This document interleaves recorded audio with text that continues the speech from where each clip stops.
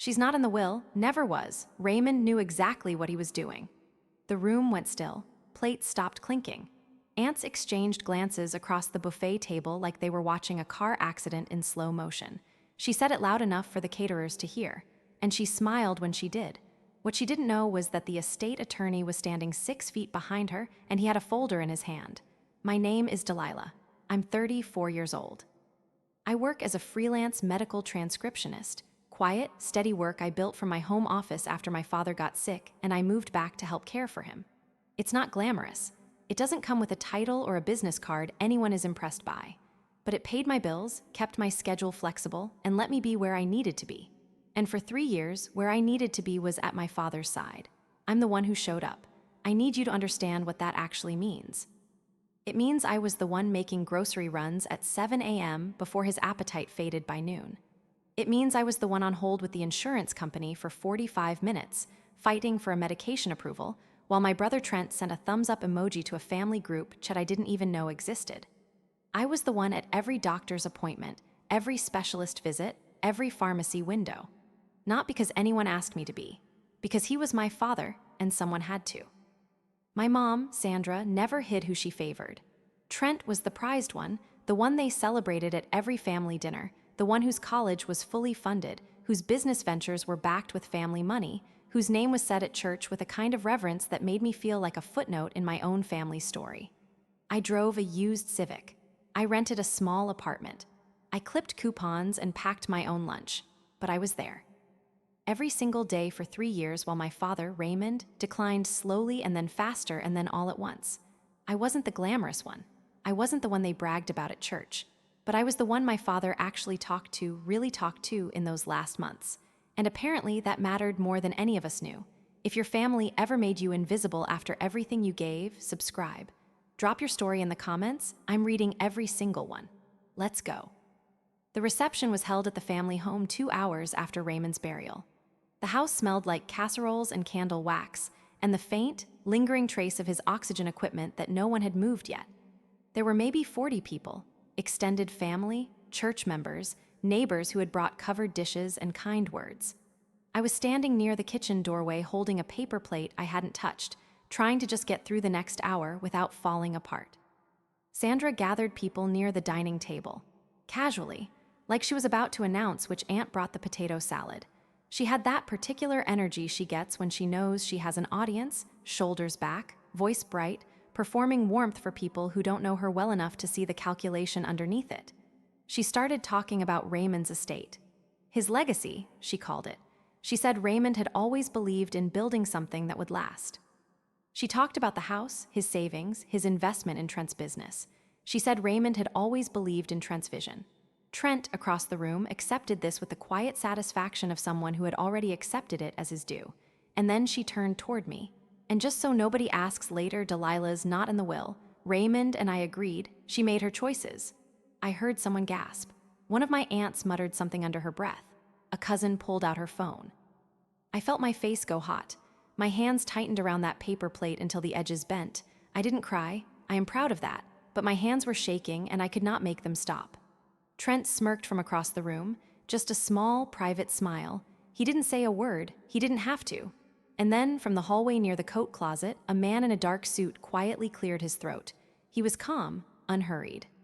He set his briefcase on the side table with a careful, deliberate motion and said, "Mrs. Sandra, I think we may need to hold off on that." Sandra laughed, that nervous, social laugh she uses when she's been caught off guard but won't admit it. "Gerald, the reception isn't the place. With respect," he said, "you made it the place." He didn't open the folder. He just stood there, still, waiting. I looked at him. He gave me a small, almost invisible nod, so brief I almost thought I imagined it. The room was completely frozen. Nobody moved. Nobody spoke. And for the first time all day, I could breathe. 6 months before the funeral, I found out I had been removed from a family group chat. I only learned about it because my cousin accidentally texted me something meant for that thread, a message referencing a family meeting about Raymond's care that I had never been told about. I asked Sandra about it directly. I told her I didn't understand why I was being left out of conversations about my own father's care when I was the one providing it every single day. She looked at me and said, "You're too emotional about your father. We needed people thinking clearly." 900 days. That's how long I had been his primary caregiver. 900 days of medications and appointments and sleepless nights and hard conversations. Too emotional. I didn't yell. I walked back to his room, sat in the chair next to his bed, and stared at the wall. 1 month before Raymond died, Sandra hosted a Sunday dinner. The table was full. It felt almost normal, the way grief sometimes tricks you into moments that feel like before. Sandra was talking about Trent's new business venture, some expansion he was planning, something she made sound inevitable and impressive. The pride in her voice was something physical. You could feel it take up space in the room. Then she looked over at me. "Delilah, are you still doing that typing thing?" Cousins laughed, not all of them, but enough. Trent said nothing. He picked up his fork. I said yes, kept eating, kept my face neutral. But something shifted inside me, something that had been soft became solid, and it didn't soften again. That night, I called my father's room. He was weak by then, on oxygen, voice thin, but he was awake. "Don't let them make you small, baby," he said. "You hear me." "I hear you, Dad," I told him. 2 weeks before he died, Sandra sat me down at the kitchen table with a document. She called it a caregiver reimbursement waiver. A formality, she said. Standard paperwork. She slid it across the table with a pen on top of it and smiled in that careful way that means she's already decided how this ends. "It's just paperwork, Delilah. You didn't do this for money, did you?" I hesitated. I'm not ashamed that I hesitated. Something in me knew, the way you sometimes know something is wrong before your brain can name exactly what it is. But I didn't have a lawyer. I didn't have anyone to call in that moment who could look at it and tell me what I was actually signing. And Sandra was watching me pause, and I felt the weight of her interpretation of that pause, and I felt guilty for even questioning it. I signed. What I didn't know then was that my father had already moved quietly and deliberately in a direction no one else knew about.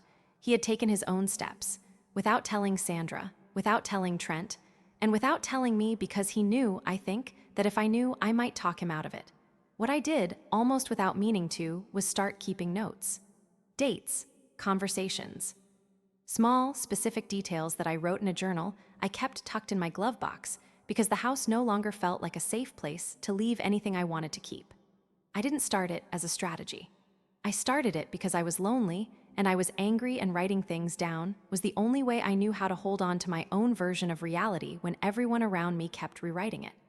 What none of them knew was that I'd been documenting everything, not to build a case, just to survive. When you're the invisible one, you learn to keep receipts. 3 years of dated entries were in that journal. Every doctor's appointment, every prescription. Every night I slept on the couch because Raymond's oxygen alarm kept going off and I was the only one there to check on him. I had hundreds of voicemails from my father on my phone, messages he left me when I was driving to the pharmacy or picking up groceries, just to talk, just to hear a voice. Including one recorded 11 days before he died. "Delilah, I spoke to Gerald. It's handled. Don't let your mother rattle you." I had receipts, bank transfers, $14,000 of my own money spent on his medications, medical equipment, and home modifications over 3 years. I never asked for it back. I never thought to. I had texts from Sandra, dismissive ones, redirecting ones where she told me we had made a decision about something and I was clearly not part of the we. I'd saved them all, not because I was building toward anything, just because deleting them felt like agreeing they didn't happen. What I didn't know was that Gerald Aucaffer had been in contact with my father for over a year. That Raymond had visited Gerald's private office, not the family's attorney, his own twice while I was at work. Alone, on purpose. My father wasn't the passive man they thought he was, and neither was I after the reception. Gerald found me near the back hallway.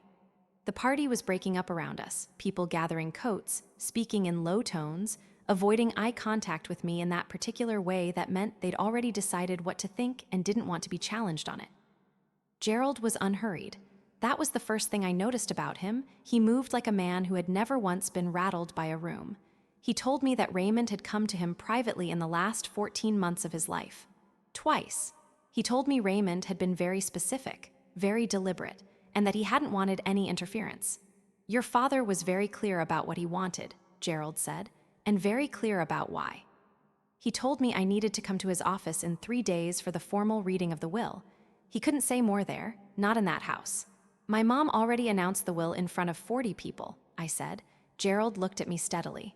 Your mother announced what she believed to be true. That's not the same thing. I drove home that night with my hands gripping the wheel harder than I needed to, not from fear. From something I hadn't felt in a very long time, something that felt dangerously close to hope, and I was almost afraid to let it settle. Meanwhile, Sandra and Trent moved fast. Trent was already calling contractors about renovations on Raymond's house before the will had been formally read. Sandra called me the night before the reading, voice bright, tone breezy, like she was calling about plans for Sunday dinner. She said Gerald needed a signature from me releasing my caregiver claim. Routine, she said. Standard. Don't make this hard, Delilah. I paused for exactly 1 second. I'll see you at the office, Mom. I hung up. A cousin texted me an hour later to tell me that Trent had told him this was already done, that their dad had always wanted Trent running things, that it was just a formality now. That same cousin told me quietly in a second text, "Just thought you should know what's being said." It was the first crack I'd seen in that wall in years. The morning of the will reading, Sandra bought new furniture for the house, charged it to a shared account. Trent posted a photo online calling it honoring his father's legacy. I saw the post. I put my phone face down and drove to Gerald's office. Gerald's office was on the 4th floor of a building downtown, quiet, clean, the smell of wood polish and old paper. He had arranged 4 chairs in front of his desk. Delilah, Sandra, Trent, and the cousin Trent had brought along as what he'd called support.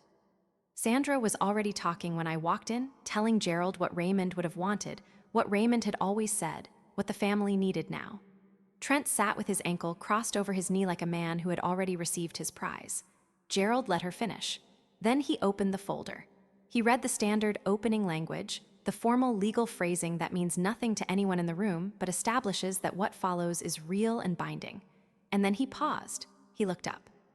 There is a second document, a codicil executed 14 months ago after the primary will was written. It supersedes several prior provisions.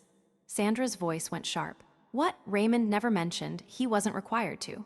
The codicil left the family home to me, outright. Gerald read my father's reasoning in his own words, words Raymond had dictated and signed and had witnessed by 2 independent parties. He named dates. He named specific nights. He said that his daughter Delilah had sacrificed years of her life and over $14,000 of her personal savings to keep him alive and cared for with dignity. He said she had never asked him for a single thing in return. Raymond's words, read aloud in that quiet office. She never asked me for a thing. That's exactly why she gets everything I can give. Trent slammed his hand on the desk. That's not legal. He wasn't in his right mind. Gerald didn't blink.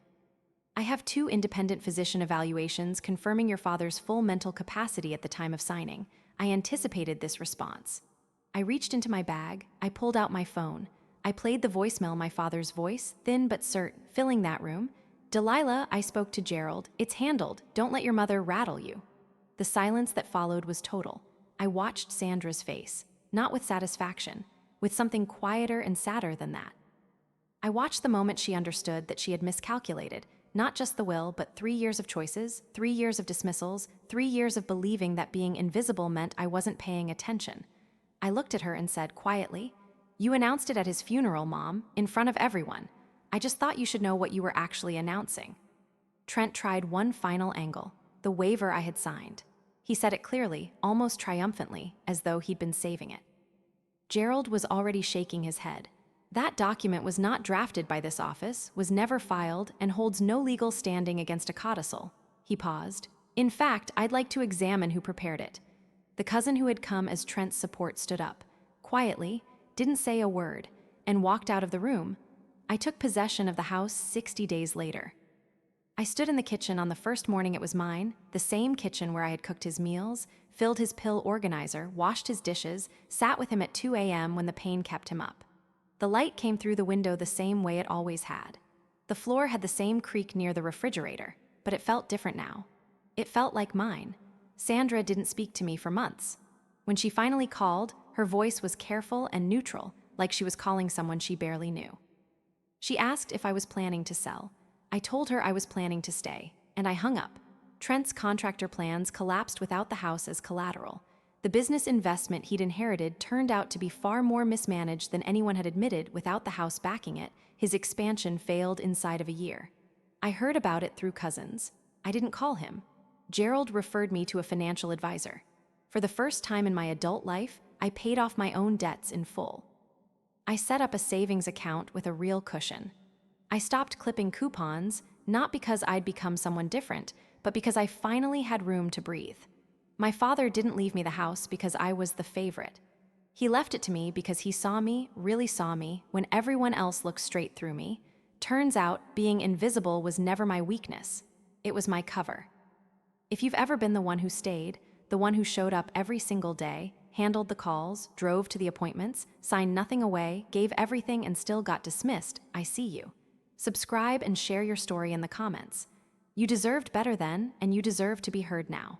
Click hype to help this reach every quiet, invisible person who gave their all. Standing up for yourself is tough, especially when it's your own family. If you've been there, subscribe and become part of this community. Let me know this story helped by clicking hype. And tell me where you're watching from. I love seeing how far these stories travel.